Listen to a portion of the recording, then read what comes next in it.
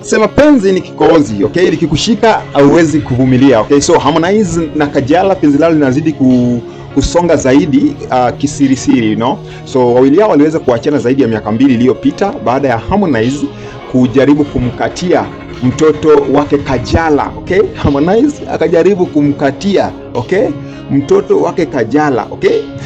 This is very funny, yeah? So Harmonize akataka kula kuku pamoja na mayai, okay, ambayo ilisababisha penzi lao kuweza kuanguka vibaya na ikaweza kuwa aibu kwenye mitandao ya kijamii. Harmonize wakaweza kupigana sana na Rayvanny kwa sababu Rayvanny ndiye alikuwa na mdate Paula ambaye ni mamake Kajala. So sasa hivi wawili hao wameweza kuseparate kwa muda mrefu sana na haijawahi tokea yani wakaweza kukaribia kurudiana, lakini of late tumeona Harmonize akijaribu kuonekana hivi public wakiwa na Kajala, okay? Kuna wakati walienda kuwatch mpira wakiwa pamoja, wakaenda wakaketi pamoja, okay? So jana hivi Harmonize ameweza kuonekana akiwa anatumia gari ya Kajala, okay, akiwa anaenda kwa mkutano ya Rais Suluhu Hassan. So ni kama wawili hao wameweza kutenganisha shida yao na wakaweza kutengeneza shida ambazo imekuwa ikikumba mahusiano yao na wakaweka pembeni na wakaanza safari ya mapenzi, na pengine wameshaanzisha na wameweka secret, azini wanaifanya very secret, hawajaamua kuiweka public bado. So wawili hao wamekuwa kwenye ugomvi mkali sana, okay, ugomvi ambao iliweza kusababisha mpaka Rayvanny akaweza kushikwa.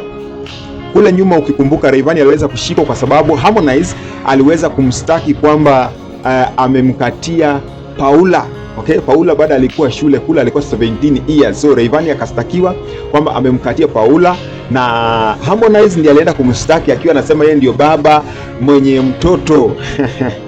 Hii ni maajabu yani, eh? Kumbe yeye pia alikuwa anamtaka. So kumbe Harmonize alikuwa anamtumianga video zake na picha zake akiwa utupu, akiwa uchi hivi, na alikuwa anamkatia na sasa yako na mamake kwenye kitanda. So yeye ilileta ugomvi zaidi ya miaka 2-3 hivi iliyopita.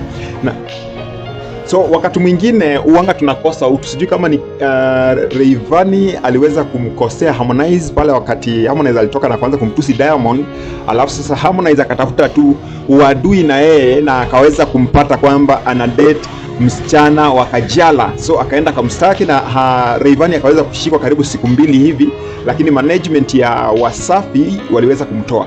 So what do you think about Harmonize kuweza kudate msichana pamoja na mamake, okay? Na wakaweza kuachana kwa sababu hiyo, na sasa saa hii amerudi kujaribu kupatanisha katikati yake na mama yake. Uzuri hawakufanikiwa kuzaa mtoto yoyote, okay? So sasa hivi Harmonize anaendelea kupush, tunaona anatumia gari yake, tunaona anamfuatafuata kwenye mikutano, na pia Harmonize anazidi kumposti pale kwenye mitandao ya kijamii. Tuliona yani kila wakati anamposti pale Facebook, sometimes pale TikTok na kadhalika, okay? So pengine wawili hao wataweza kurudiana, pengine hawatarudiana, lakini all the best to them because mapenzi ni kitu kingine tofauti. Hata madaktari wameshindwa kuelewa ni kitu kipi kuhusu mapenzi. So unaweza kuniachia kwenye comment section maoni yako kuhusu Harmonize pamoja na Kajala wakirudiana itakuwaje, na Rayvanny sasa hivi na Harmonize wamerudi ni marafiki pia, wao relationship yao itakuwaje wakiwa pamoja. Till the next time, Jack Blue Africa, bless. Ili uwe wa kwanza kupokea video zetu, unaweza ukatusupport kwa kusubscribe, kulike na kushare.